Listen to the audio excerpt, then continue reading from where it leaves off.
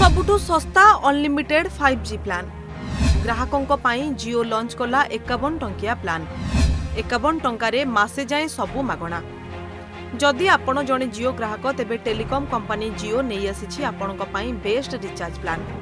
एही योजना रे आपण मासे जाए सबु किछि मागणा रे पाइबे।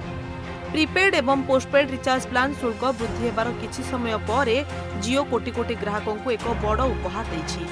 वास्तव में कंपनी यार 3टी नुआ 5G डाटा बूस्टर प्लान आरंभ करछि।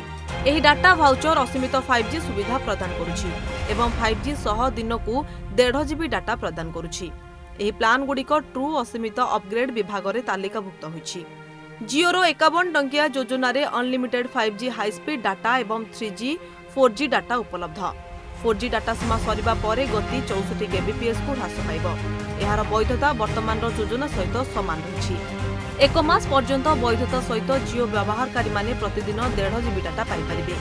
आपण एही योजना गुड़िक माई जियो आप रे देखि परिबे। सेहि बेले जदि आपणकर 5G सपोर्ट करुवा फोन रही तेबे एही रिचार्ज रे आपण 6 GB डाटा एवं 4G संयोग सहित असीमित 5G डाटा पाइबे। कंपनी अनुसार एही योजना केवल 1 GB प्रतिदिन किंबा 1.5 GB प्रतिदिन डाटा प्लान सहित आसुछि, जहाँ 1 मासरू अधिक किंतु 2 मासरू कम वैधता प्रदान करिथाय। जियो रो 151 टंकिया पैक रे जियो ट्रू 5G नेटवर्क रे 5G फोन व्यवहार करुवा ग्राहक माने 9 GB 4G डाटा किंबा अनलिमिटेड 5G डाटा पांदी।